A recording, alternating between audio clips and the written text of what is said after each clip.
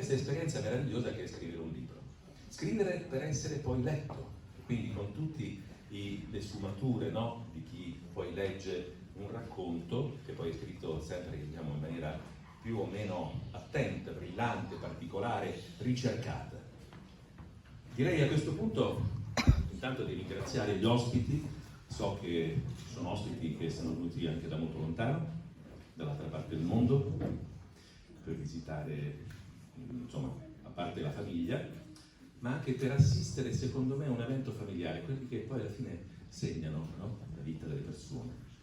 Quando ci si incontra è sempre una festa, e stasera è una festa, e direi che ovviamente Francesco per primo, anche io che ho accettato l'invito, Francesco mi ha chiamato un giorno e mi ha detto: non è che verresti per favore a darmi una mano, devo presentare un libro. Ho detto: con molto piacere. E da lì abbiamo cominciato un po' a lavorare in queste ultime settimane fino ad arrivare a questa serata meravigliosa, perché è meraviglioso vedere una sala così piena, così ricca di persone attente a queste cose.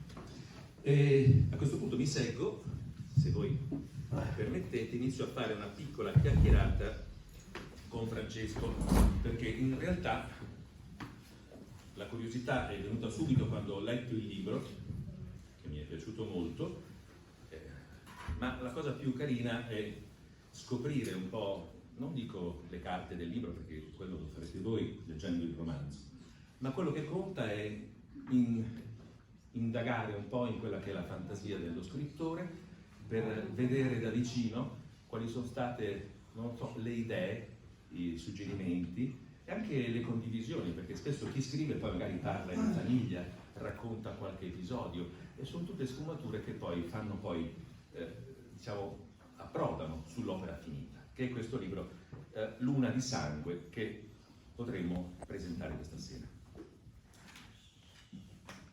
Francesco.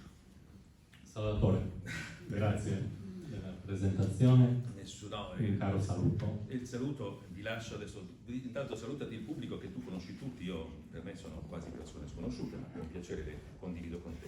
Infatti stavo giusto arrivando a salutare il pubblico numeroso che, a prescindere dal tempo inclemente, non si è fatto scoraggiare, e quindi sono arrivati tutti, insomma, bello come da previsione. E a questo punto mi domando che le aspettative debbano essere molto alte, se il pubblico, nonostante il tempo, è voluto essere presente a tutti i costi. Quindi cercheremo di soddisfarle queste aspettative. Faccio una domanda, inizio subito a chiedere a Francesco un po' come è nato il romanzo, poi un titolo anche particolare. Francesco. Luna di sangue, come dici tu, è un titolo che potrebbe far pensare, così di prima titolo, al macabro, al tetro, al cupo. In realtà Luna di sangue altro non è che la luna rossa, quindi la luna, l'eclissi di luna. Come nasce il romanzo? Un po' casualmente, come spesso accade per queste cose. Diciamo che avevo un prima e un dopo della storia. Quello che mancava era l'anello di congiunzione, quel trade union che avrebbe poi permesso alla storia di decollare. I primi tentativi non sono stati fruttuosi, venivano delle idee, ma così come venivano le ho lasciato anche andare perché non mi convincevano. Poi un giorno d'estate, una calda estate, a pranzo, ascoltando il telegiornale, ho sentito una notizia.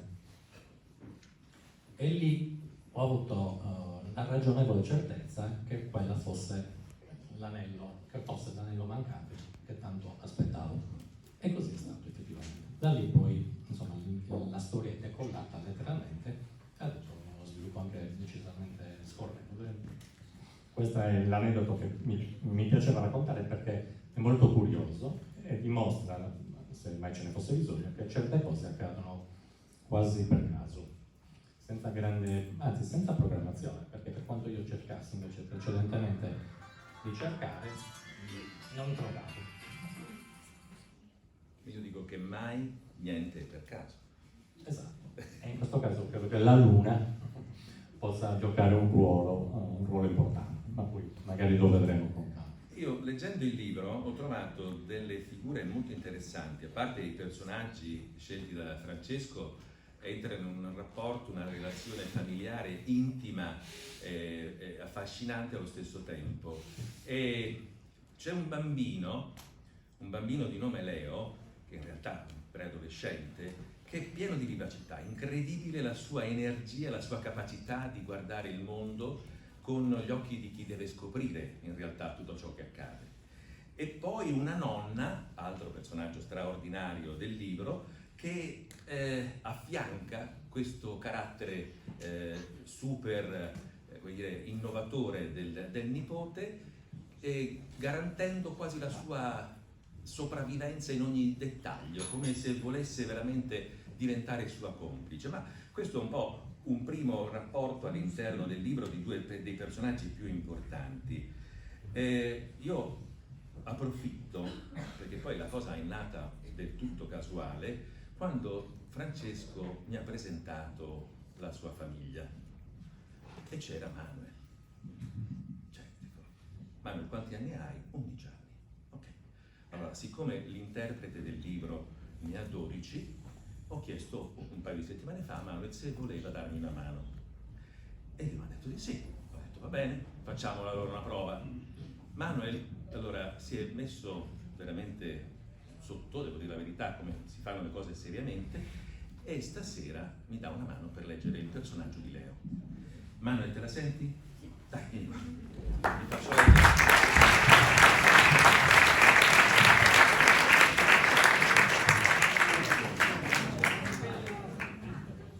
Buonasera a tutti. Io mi chiamo Leonardo Piediscalzi e come si può facilmente immaginare, il cognome è sempre stato fonte inesauribile di battute da parte di amici, parenti e conoscenti. A dispetto dei miei 12 anni, ho dovuto imparare in fretta a farmi scivolare addosso l'umorismo spiccio che attanaglia chiunque venga a conoscenza delle mie generalità. Forse anche per questo ho sempre amato giocare agli indiani e cowboys, unica occasione in cui sentivo di essere addirittura un privilegiato. A lungo papà mi ha fatto credere di essere discendenti di un'importante tribù di nativi americani, i cosiddetti piediscalzi del Nevada, rinomati guerrieri che affrontavano le battaglie e la caccia alle intemperie dei freddi inverni rigorosamente a piedi scalzi, per l'appunto.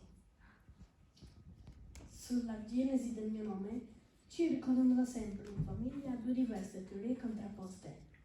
Secondo quella paterna, sarebbe stato scelto da papà in onore del suo idolo calcistico, l'omonimo giocatore brasiliano che all'epoca militava nelle file del Milan. Secondo quella materna, decisamente più attendibile, sarebbe esclusivamente da attribuire a nonna Leonarda, portando avanti la tradizione secondo cui si assegnava ai primogeniti uno dei nomi dei nonni.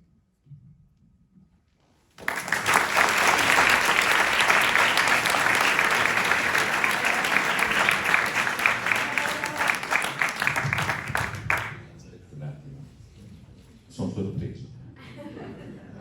Cioè, io ho detto, mi raccomando, non farmi fare brutte figure. L'ha preso seriamente, no? È stato bravissimo, no? Complimenti. Ecco, adesso a questo punto abbiamo ancora. Allora, facciamo una cosa, ti siedi, poi magari se ho bisogno ti chiamo ancora una volta, Grazie. Dicevo, abbiamo adesso il secondo personaggio. Riesco a spostare questo. Ecco qua. Francesco, abbiamo un altro personaggio molto interessante che dicevo prima, che è la nonna Leonarda.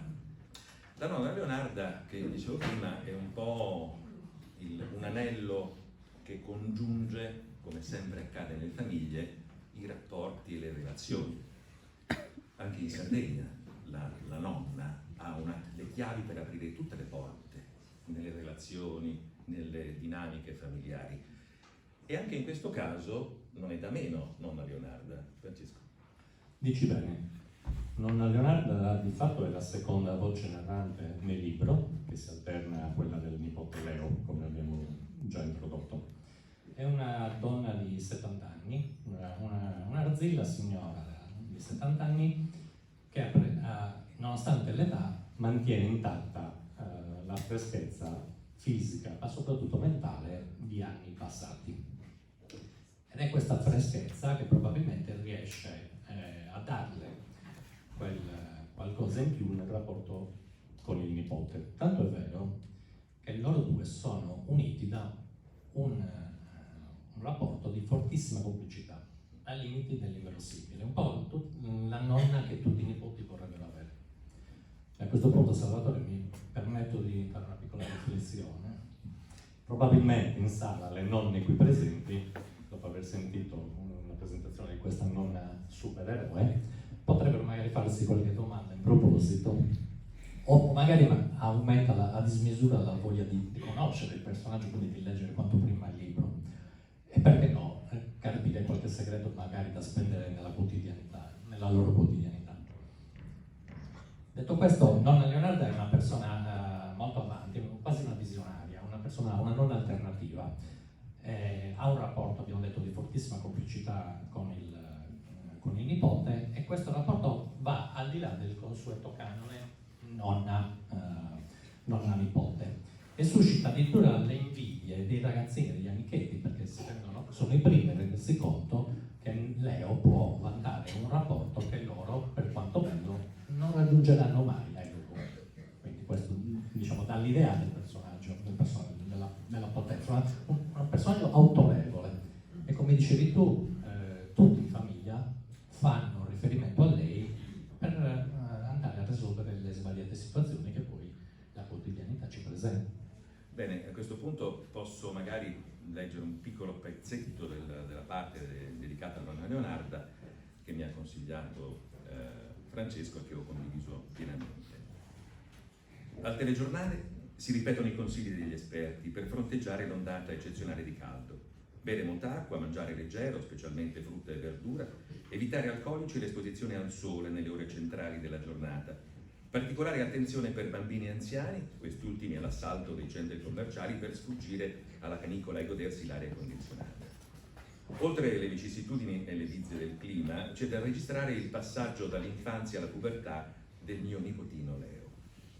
Credo di aver colto in questi mesi, ancora prima dei suoi genitori, alcuni segnali incontrovertibili: comparsa dei primi peli sotto le ascelle e immagino sul pupe, la voce che cambia, il corpo in generale che si allunga e un aumento della muscolatura. Una vera e propria metamorfosi, un passaggio da crisalide a farfalla. Alla luce di tutto questo, non ci sarebbe da stupirsi neanche dei cambiamenti del comportamento tipici dell'età.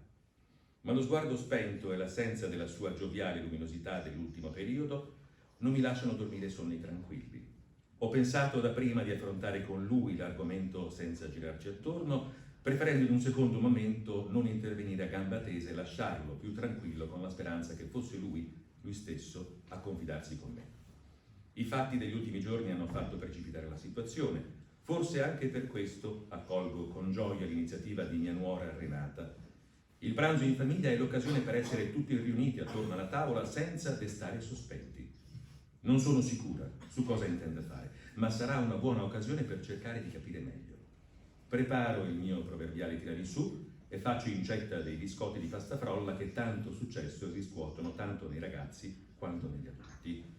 Prima di uscire, nonostante l'aria caldissima, faccio una capatina in balcone per una fugace osservazione col cannocchiale. Un unico motivo mi spinge alla spiata, ma la delusione è tanta nel constatare che la casa del bosco è deserta. Una casa nel bosco, Francesco. Sì, la casa del bosco altro non è che la casa che il custode del Parco delle Rinarranze, parco che sta proprio a ridosso della palazzina dove vive nonna Leonarda, viene dato dal comune in dotazione al custode.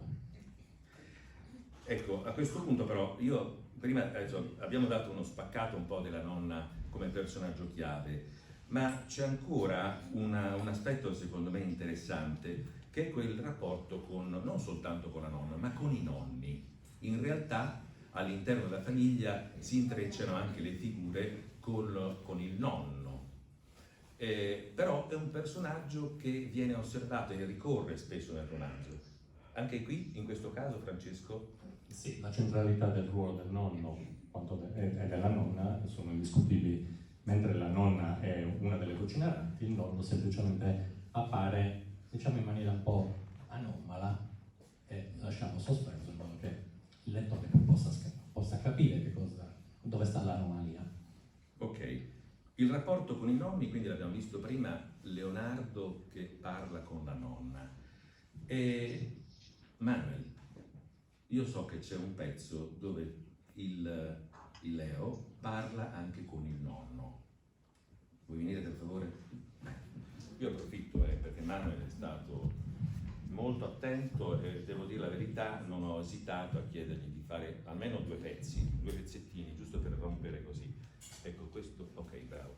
Quindi qui c'è il rapporto in realtà del bambino con il nonno. È un rapporto particolare perché nasconde poi una verità, ma lo scoprirete magari attraverso qualche riga letta da mano. Ciao nonno, sono Leo, tuo nipote.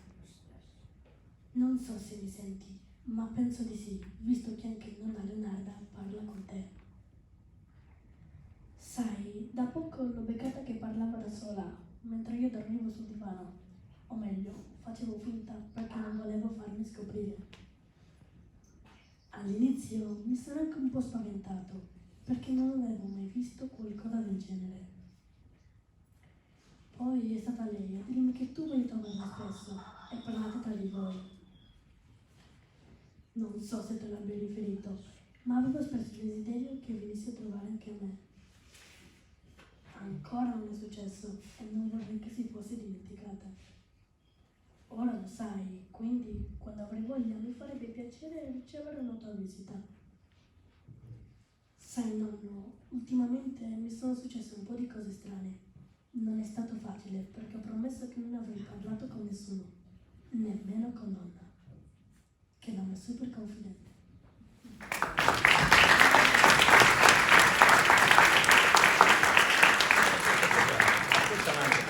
Perché questo è una cosa, c'era un altro pezzetto che io volevo che tu leggessi, che è questo, perché qua non dobbiamo ovviamente dare le chiavi di lettura del romanzo, però qui scoprite il rapporto che ha e dov'è il nonno di Manuel. Non di Manuel, scusate. Leo. Gatto gigantesco. Il nonno di Leo. Vai. Una volta varcato l'alto cancello in ferro, tiro un sospiro di sollievo, quasi fossi al sicuro. Il vento rinfresca l'aria, rendendola decisamente più respirabile. Avanzo tra i viali di ghiaia, in un silenzio via via più avvolgente, rotto solo dal rumore dei miei passi sul selciato. Non vedo persone tra le tombe e mi chiedo se sia normale non trovare nessuno. Temo di non ricordare dove riposa nonno. Leggo i nomi sulle lapidi e scruto le fotografie, ma nessuno mi è familiare.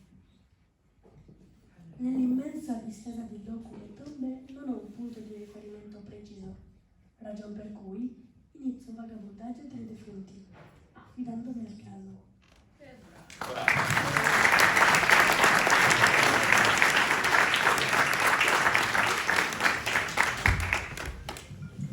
Complimenti veramente, bravo. Non te li hanno regalati gli applausi, te li sei meritati, vero?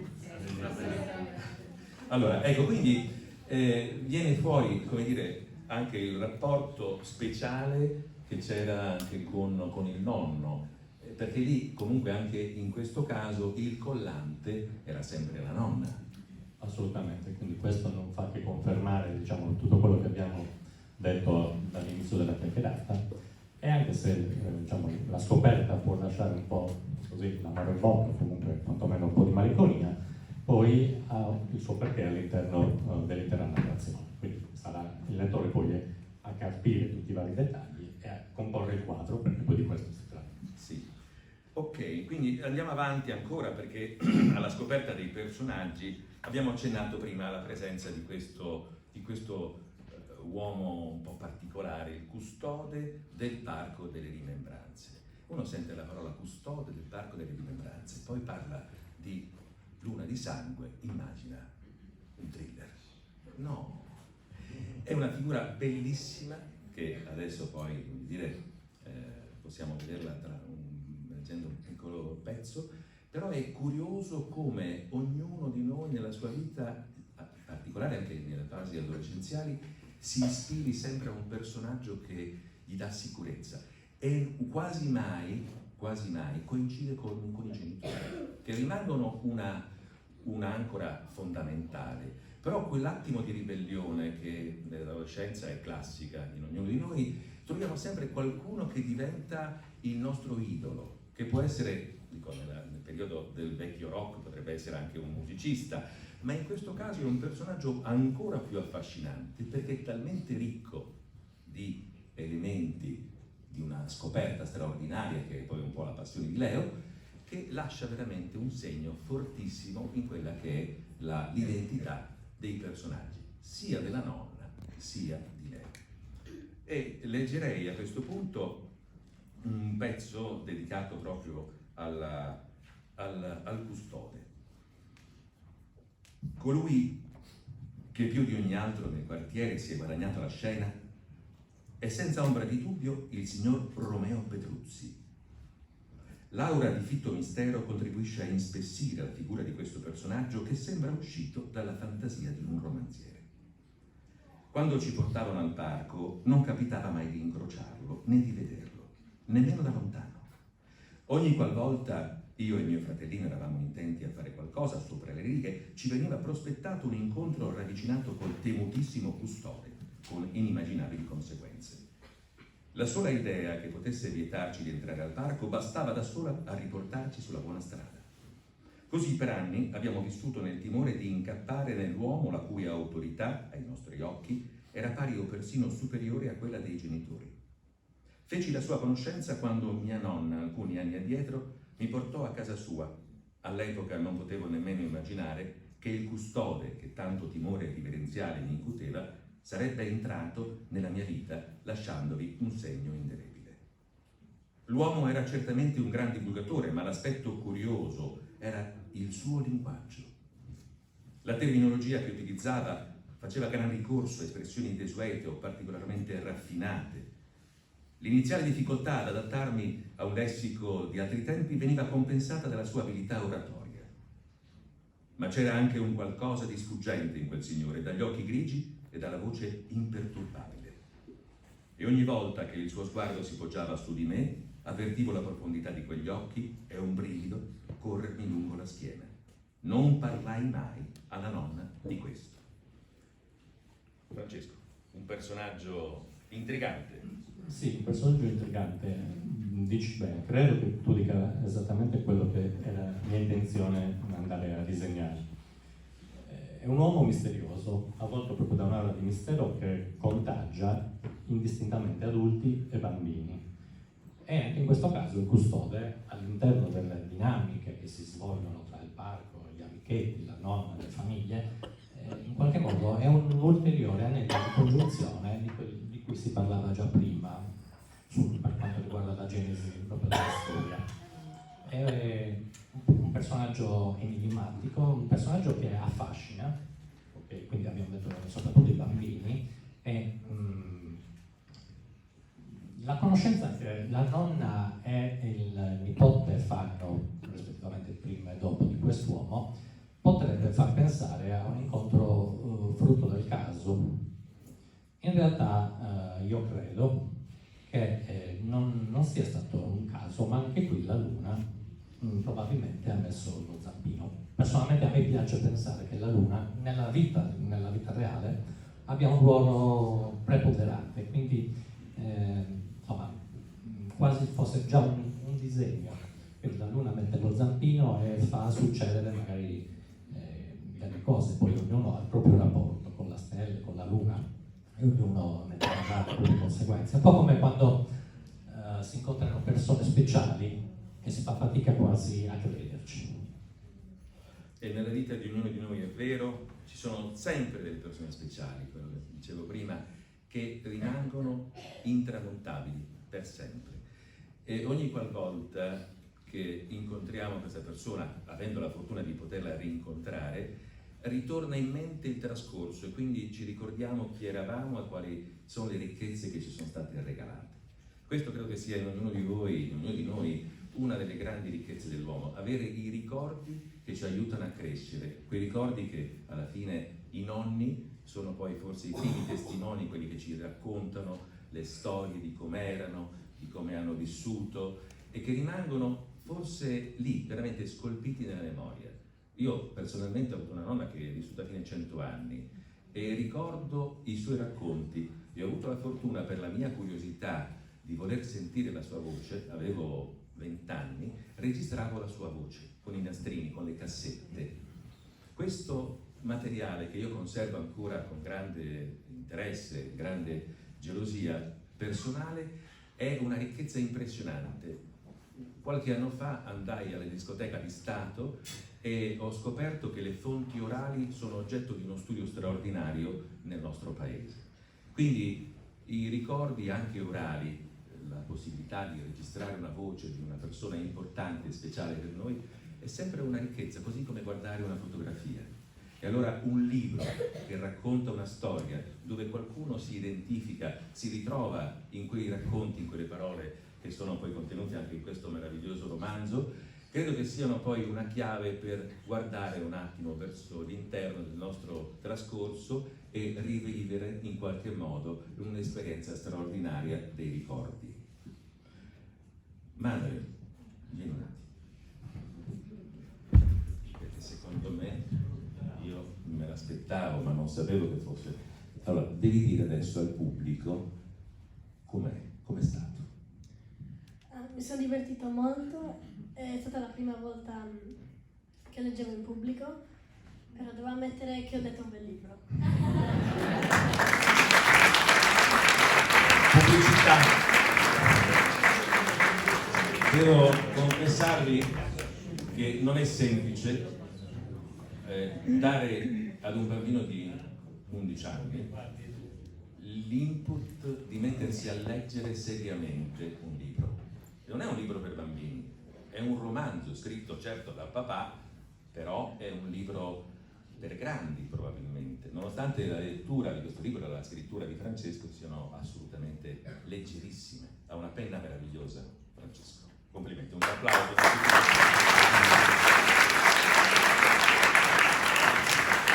Ma suscitare l'interesse in un bambino di 11 anni perché impari a usare la voce come uno strumento per esprimere la sua identità è stata una soddisfazione non da poco, insomma, da parte mia.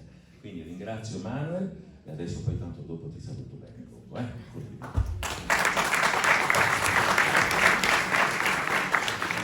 E approfitterei quindi per completare magari questo incontro, lasciando poi lo spazio a eventualmente qualche commento, ancora qualche domanda a Francesco, perché mi piacerebbe anche che da parte vostra, se c'è qualche curiosità, possa essere raccontata anche in questa sede, che diventa simpatico, no? Non siamo qui, non è una lezione, è un incontro con gli amici, con coloro che hanno avuto modo di condividere questa serata. Leggo un altro pezzetto che poi è quello che lascia un po' l'attesa di voler poi prendere e comprare il libro, che l'aveste già fatto bene, poi magari si farà firmare l'autografo dall'autore, ma chi non l'avesse fatto trova magari in queste poche righe ancora la curiosità di andare nel box e potersi acquistare la sua copia. L'incredulità mi investe come un'onda anomala. Non sono sicuro di avere capito bene quanto riferito dai due poliziotti, di cui non vedo la faccia. Ma la prima cosa che mi balena in mente è la luna di sangue in quella notte di mezza estate. Sarà questa immagine che, indelebilmente associata a quel drammatico momento, mi porterò dietro negli anni a venire. Francesco. Salvatore, io approfitto subito prima che si concluda la serata con ringraziarti di cuore per aver colto da subito il mio invito a presentare il libro con grande professionalità, indiscussa, e chiedo al pubblico un caloroso applauso meritativo.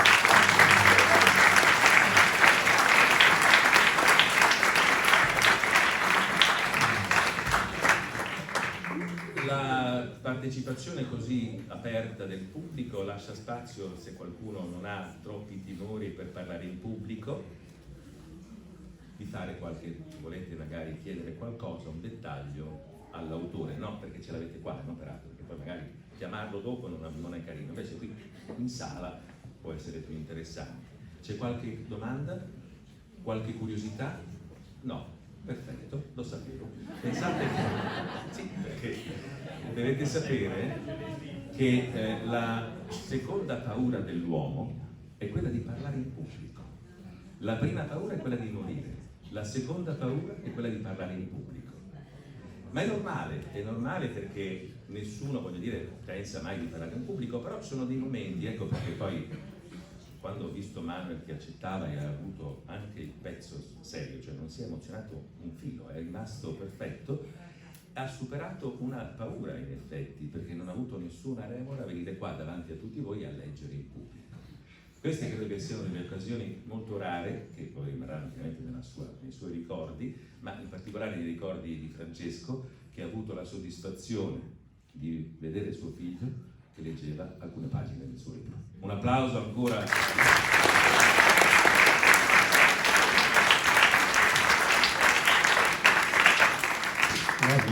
Mi soggiunge proprio un'ultima considerazione, e penso che sia condivisibile, condivisa. A questo punto ufficialmente Manu mi ha rubato la scena. Paura di sì, però Manu, l'ha fatto però portando, è un po' un regalo secondo me, una sfida personale, ma un regalo perché lui immagino che avesse, quante volte magari il papà chiuso nello studio e Manuel che doveva entrare per chiedergli qualcosa e magari Adriana, non disturbare papà, sta scrivendo. Quindi queste sono cose normali perché magari era un momento importante, magari una fase, quindi non poteva essere disturbato. Ma tutto questo fa parte della vita, fa parte del nostro quotidiano e quando una persona scrive un libro, dietro ci sono tante fatiche e tante aspettative e il piacere, almeno quello che possa essere raggiunto, di essere piaciuto dopo la lettura al suo pubblico che così numeroso magari può dargli una grande soddisfazione. Grazie e vi lascio poi agli autografi.